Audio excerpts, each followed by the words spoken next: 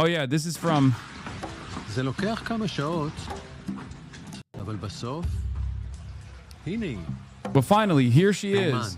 Pejman, the commander of PJAK. המפקדת של פז'ק. אישה קורדית איראנית שחולמת... Kurdish woman who dreams and works to overthrow את המשטר בטהרן. woke the regime in Tehran.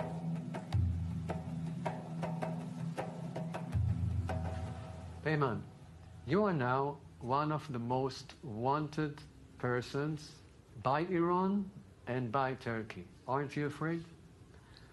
Drawing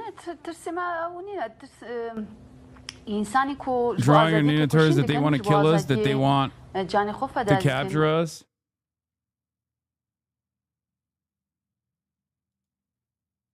Here's the Yulia tweet. Oh yeah, I mean, yeah, I know. The Kurdish force in Iraq, and it's a female fighter, of course. To resist, not afraid.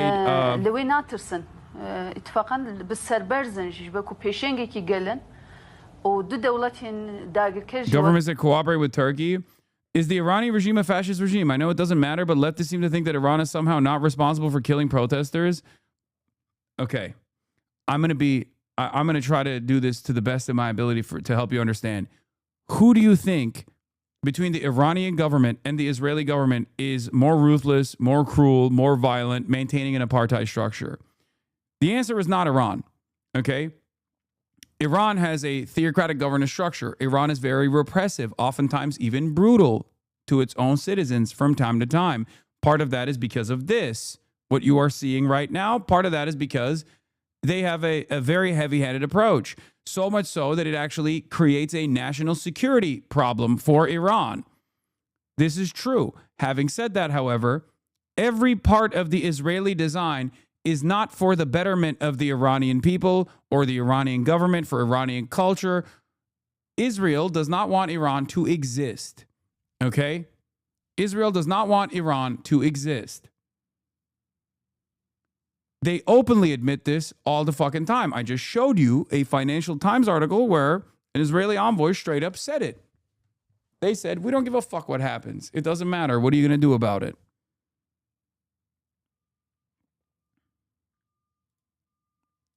تركيا وإيران لهمبري أو رجيمين دصلات. פיימן, היום בת 36, 36 years old, grew up on these streets. Streets today, she helps ignite on the path to revolution. Like when you see stuff like this, does that help you understand a little bit more? Does that help you come to terms? This is the Israeli government. This is the design by Israel. Okay? Like, wake up a little bit, please. It's hard to have to like relitigate this over and over again. Okay? Yes, this is a documentary on the Israeli side in Hebrew where they go into the tunnel systems under Iran, or I think this might be in Iraq, where they're openly saying like, oh, our assets are fomenting discontent, trying to spark a rebellion, trying to spark an uprising. כי החיים באיראן לא הותירו לה שום ברירה אחרת. Because the Iranian system gives women no life, meaning very little opportunity. Every woman is forbidden. This is also an abject lie. Okay, before people yell at me over this, yes, there are a lot of repressive components in Iranian governance in the way that they deal with women. Abso-fucking-lutely. It's idiotic. It's backwards. I hate it. Okay, but the idea that like Iran is like the Taliban is fucking ridiculous. So why is she saying that?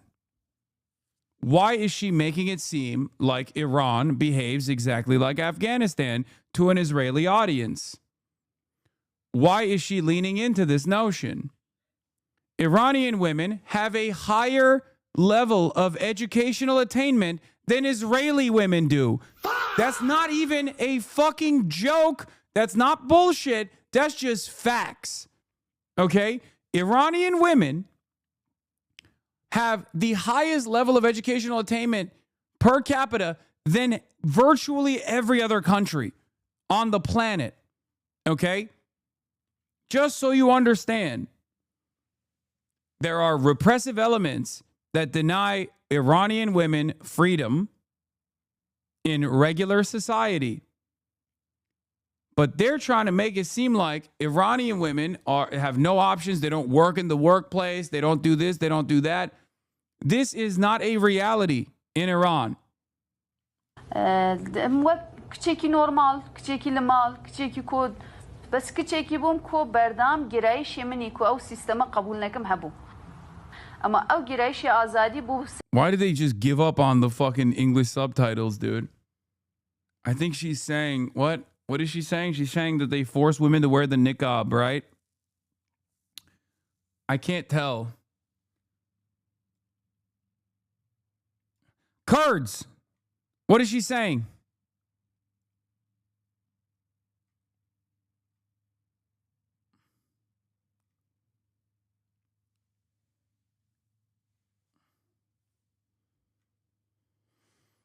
Is she saying that they're making... I can translate if you want. Okay, translate. کچێکی بووم کۆ بەردام گرایشی منی کۆ ئەو سیستەمە قبول نەکەم هەبوو.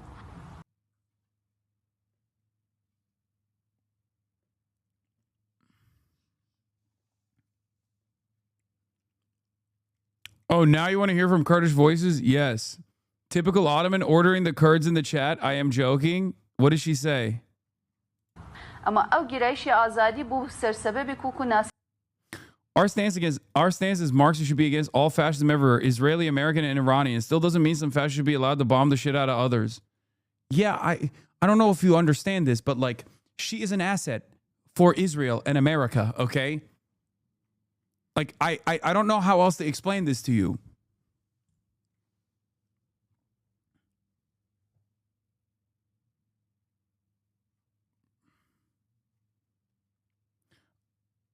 I understand your concern about funding and priorities. It's natural to want to see investments in our own country. The aid we provide to Israel is actually strategic investment in our own security and prosperity, as they're a vital ally in the region. Sharing intelligence and technology to help us safe from terrorism. And most of the aid is spent on American-made defense equipment, which benefits our economy. Shut the fuck up. She did not say that. I'm going to text... Okay, She said something about... that's a text message from what she was saying. That chatter was like totally... Okay, there's not a single fucking Kurdish person in the chat. Jesus Christ. Iranian women don't study and don't have any saying in society. Proceeds to attack a all-girl school is so fucking stupid. Yeah, okay, so I was right. She's talking about regime suppression for women and niqab being forced upon them and shit. Okay, so I was... She says... I'm a Kurdish woman who does not agree with this system.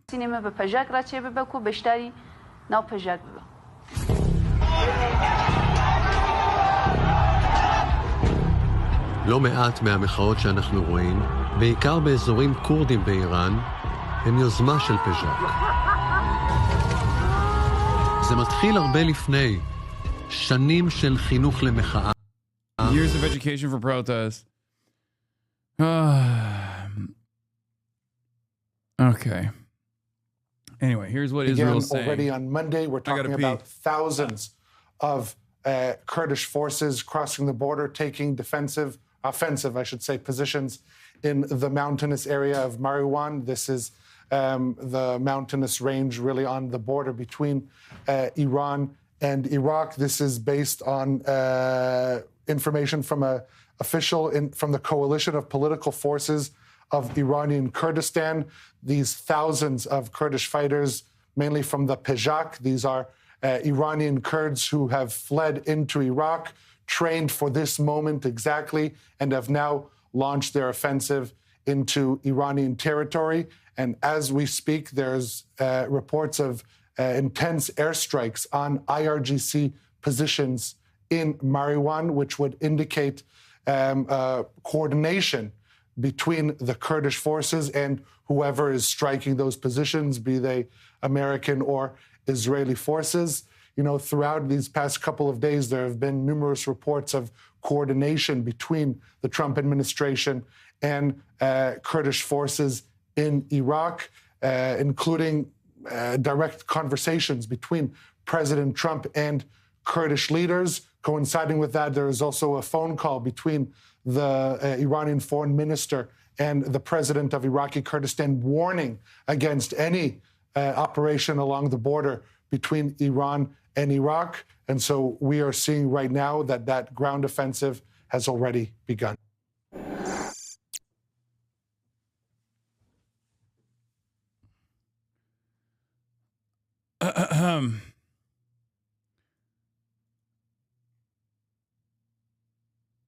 Wait, I didn't know Iranian women are allowed to gallivant.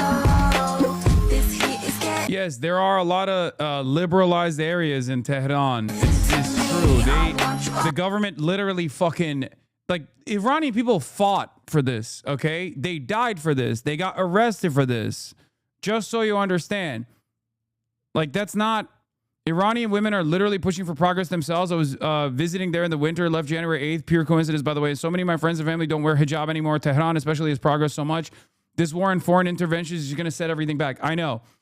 There was a bit in Democracy Now! Where they talked about this, where there was like a dissident who straight up was like, this is going to destroy Iran. I don't get it. They're going to get destroyed. Iran still has like 500K army personnel on the ground and will also send drones on them. I know. The thing is, Iran has had, the Iranian government has always been incredibly fucking heavy-handed, and have, but the Mahsa Amini protests were pretty effective, and again, like for Iranians to achieve this level of liberty in their social lives and in their existence, especially in major cities, okay, They died for it. Like, they straight up died for it, okay? The Iranian government does not fuck around. Whenever there's any sort of uprising, when you're a foreign adversary to the United States of America and to Israel, they do not play around with any sort of uprising. They just go as heavy-handed as you possibly can get, okay? Which creates even more instability, which frustrates people even further.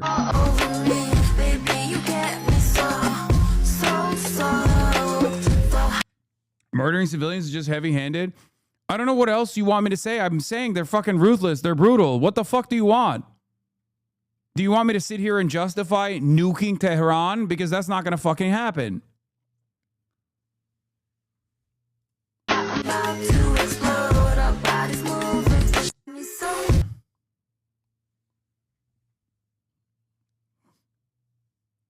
There's going to be regime change. Unfortunately, the U.S. is not going to stop until it happens in Iran and Venezuela. It's inevitable.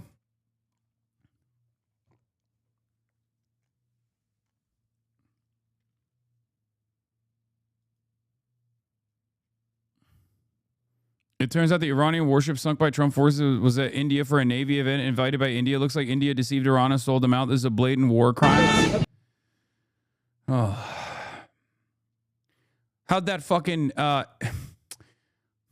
To the Ayatollah, who already passed away and probably wasn't watching to begin with, and the rest of the old guard in the IRGC, how'd that Indian deal work out for you instead of working with the Chinese state? How'd that work out? Yes, after Mahsa Amini got brutally murdered, they were a little relaxed on Iranians defying hijab laws, but it's not the law, meaning they can fuck with you anytime they want. It's like the IRGC imports alcohol, and they have a monopoly on alcohol and liquor, but if they want to fuck with you, they can arrest you. Yes, I know. I know that it's a revolution is necessary. It's just not going to happen in the hands of the American state. Hello. My argument is not about fucking social liberties for the Iranian people. We've moved way past that point, and I think you know that, and I hope you understand that.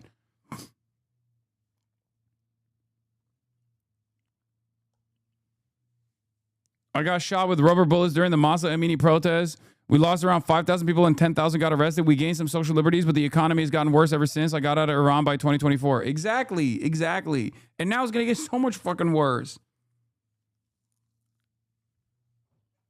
That sounds like the U.S. police too, though. No, there is no The United States has free speech because it can get away with free speech because it has 800 military bases and no other fucking competing global power that can actually disrupt its domestic affairs and its foreign policy goals. Okay?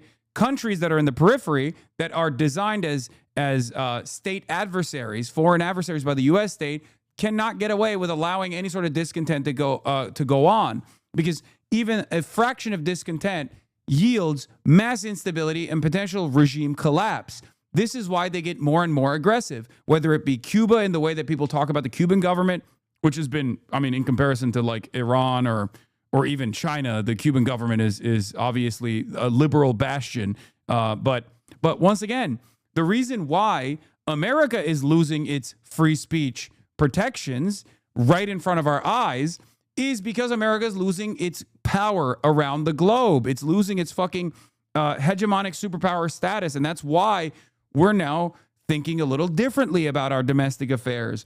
Our police will get even more ruthless as time goes on. The same goes for policing and policing domestic affairs in countries in the periphery, in countries that are designed as foreign adversaries. Historically speaking, the only fucking way, the only time when any sort of instability happens in foreign adversaries, they strike way harder to be able to stop it. Okay.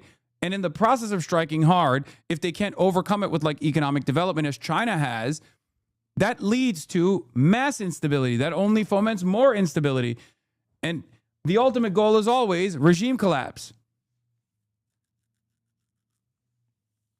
Do you understand? This is not a defense of what these countries do.